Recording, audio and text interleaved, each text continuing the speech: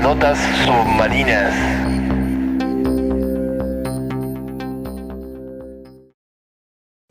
Bueno, para Radio Submarina estamos acá en la Casa de la Cultura, estamos con el escritor Eduardo Reyes. Buenas tardes, Eduardo. Buenas tardes, gusto en recibirlos.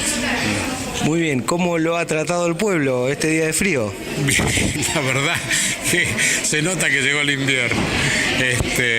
Y bueno, el frío habrá que soportarlo. El calor de Dorrego hacia mí, por ejemplo, como supongo que hacia muchos otros también, es muy perceptible también. Siempre me recibe muy bien Dorrego con mucho afecto y mucho calor. Con mucho calor. Dorrego en verano es terrible, pero también tiene esa belleza, claro.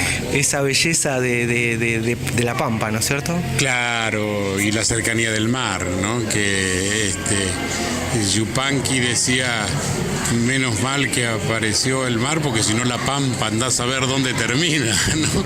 Y él siempre mencionaba también que el mar era una especie de pampa, ¿no? Y esta llanura realmente, que bueno, por algo está la fiesta de la llanura, ¿no?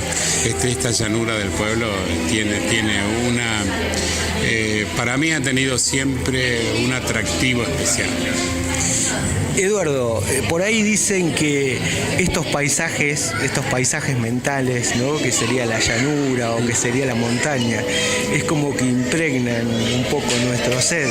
Y Eduardo Reyes, escritor, ¿en qué paisajes más o menos andaríamos?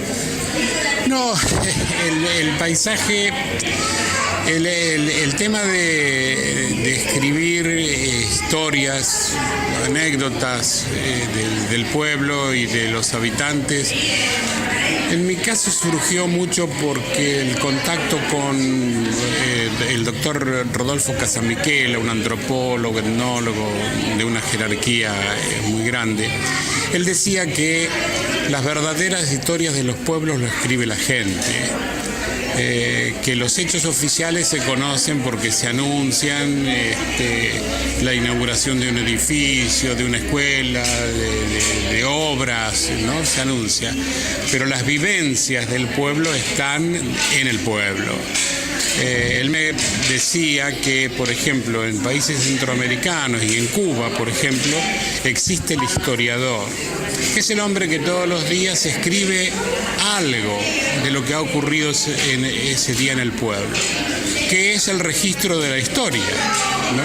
Dice, por lo tanto, que quien tiene algunas anécdotas o alguna vivencia de alguna gente del pueblo debe escribirlo para que el libro quede en alguna biblioteca, en un museo, que alguien algún día lo va a leer y se va a enterar de algún aspecto puntual de la historia de ese pueblo, ¿no? Así que por eso me decidí y sigo escribiendo más o menos todo en el mismo sentido de las historias que no trascienden del pueblo, pero que el protagonista es precisamente el ciudadano, ¿no? Interesantísimo. Y Casamichela, acá en Dorrego, ha dejado su huella. Sí, claro. Ha dejado su huella, sí, claro. Como en tantos otros lugares, ¿no? Sí. Y qué interesante por ahí poder dejar el registro de la vivencia, ¿no? De un lugar en un tiempo determinado, ¿no? Claro, es lo que él siempre decía, sostenía. Yo por ahí conversando con él conté alguna anécdota y él de entonces me decía, tiene que escribirla y publicarla. Y ya al principio a mí me daba cierto pudor, ¿no? Porque yo soy muy respetuoso del léxico, de la palabra, de la expresión. Yo aprendí primero a querer la palabra y después a enamorarme de la palabra. Y hay veces cuando los medios ahora le dan un uso un poco ligero al idioma y a todo eso, a uno le da ciertas cosquillas. Pero por eso, bueno, dije y pensé mucho cómo habría que escribirlo. El negro Fontana Rosa decía que palabras no eran ni buenas ni malas, son palabras. Hay que ver cómo se usan, que no pronuncie uno palabras que vayan a herir herir a alguien, que vayan a ofender, que vayan a lastimar. Entonces, bueno, uno trata de escribir así, ¿no? Y estas historias que uno va recreando en cuentos, por así algunas de los libros que llevo ya editados, tienen la modificación de algún nombre, de alguna circunstancia, porque todavía puede haber familiares que a lo mejor no les guste que se cuente una historia que se conoce. Hay algunas. Es como si fuese una crónica casi real. Claro, casi sí, real. sí. Hay algunas. Por ejemplo, en el último libro, y yo tengo también otras escritas, pero en el último libro hay dos cosas. Viste que en los pueblos siempre por allí tenemos las diferencias. Que yo acá en un tiempo, cuando yo era chico, era Ferroviario Independiente en fútbol, radicales y conservadores primero y después radicales y peronistas. Claro, tal cual.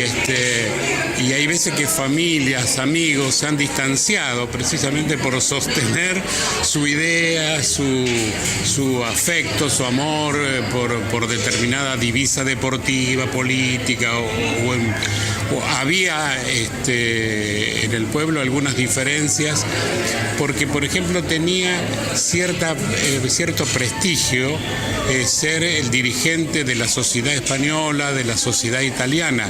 Entonces las familias por ahí que peleaban por ser el dirigente más importante de una de esas, se peleaba con otras familias, ¿no? Claro, había toda una interna, digamos, para llegar a esos puestos. Sí. Para llegar a esos puestos. Hay en el último libro, que se va a presentar ahora el martes también, hay una historia que hay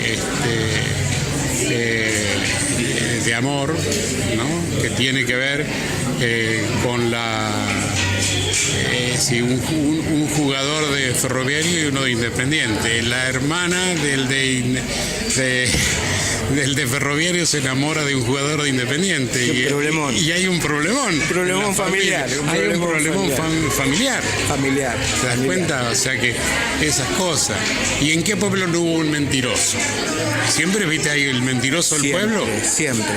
Está. Siempre. Bueno, hay una historia acá de un mentiroso que yo conocí. Que seguramente todos conocimos. Claro. Seguramente que es el mismo. Yo lo conocí. Entonces, pero eso que siempre no es que sea mentiroso por no, es el que agranda las cosas. Es el ¿cierto? que agranda, sí. Se sacaron una corvinita de 1,4 kilos y él ya la llevó a 8 y eran en el varias. primer comentario. Y eran varias. Eran varias.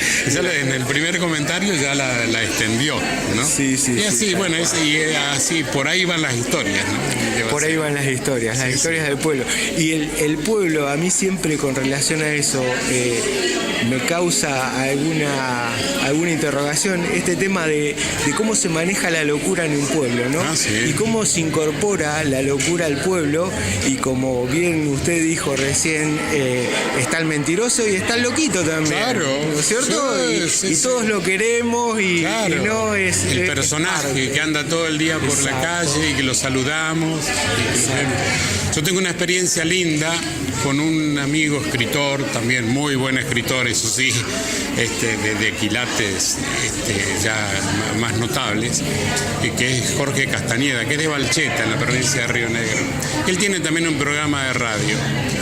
Y él leyó de mi primer libro algunos cuentos en sus programas. Y está también ese muchacho que indicas, que por la calle, entonces un día lo encuentra, él lo cruza, y este muchacho le dice, ponerle que se llame Juancito, ¿no? Juancito le dice, Castañeda, dice, ¿quién se robó el chancho? Y primero mi amigo ¿qué me pregunta Juancito? Y se da cuenta, dice, no, escuchó el cuento. Escuchó el cuento. Entonces, que hay uno que yo escribo sobre un tema de un chancho que desaparece. Y dice, la verdad que no sé, Juancito. Dice, ¿a vos quién te parece? No, a mí me parece que son los del boliche.